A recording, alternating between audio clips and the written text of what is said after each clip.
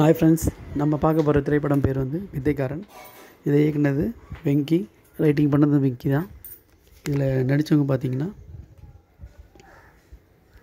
Anandraj, Madhusudan Rao, John Vijay, Simran Gupta heroine நடிச்சிருக்காங்க. பாவேல் Navageethan, Japan Kumar, empty Asif, Subramaniam Siva, இவங்க கூட ஹீரோவாக சதீஷ் நடிச்சிருக்காரு.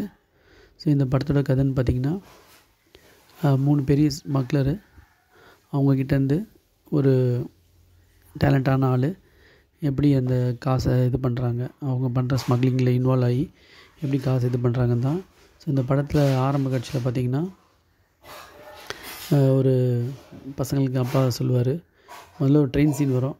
அந்த ட்ரெயின் சீனில் சில இதெல்லாம் வரும். ஸோ இந்த படத்தில் பார்த்திங்கன்னா காமெடி நிறைய சீனில் வந்து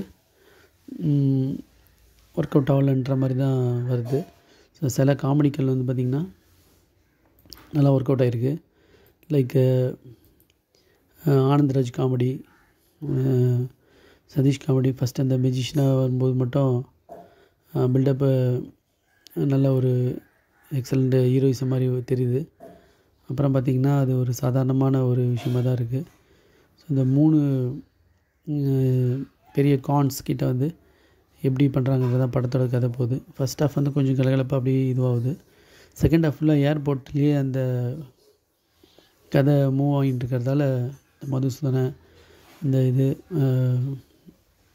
ஏர்போர்ட்டில் அந்த வைரம், அந்த 25 கோடி வைரத்தை எப்படி இது பண்ணுறாங்கன்றது தான். அப்படியே பெரும்பாலும் சீன்ஸ் வந்து பார்த்திங்கன்னா ஏர்போர்ட்லேயே அப்படியே படம் போயின்னு இருக்கிறதால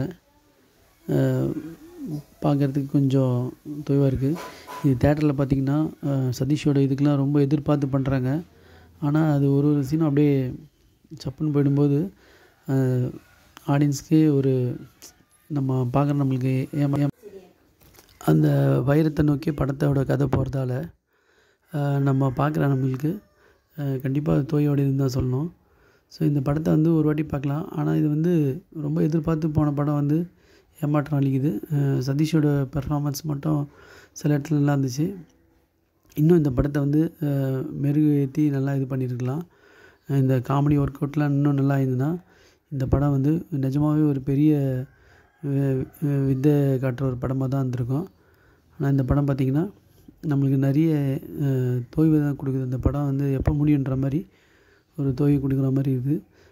மியூசிக்லாம் பார்த்திங்கன்னா எதுவும் சொல்கிற மாதிரி எதுவுமே இல்லை. இதில் சதீஷோட ஒன் மேன் ஷோ பர்ஃபார்மன்ஸ் சில இடத்துல நல்லா இருந்துச்சு. ஆனந்தராஜோட காமெடி சில இடத்துல நல்லா இருந்துச்சு. சில காமெடியும் ஒர்க் அவுட் ஆச்சு. இந்த படத்தை வந்து ஒரு வாட்டி வேணால் பார்க்கலாம். Thanks friends.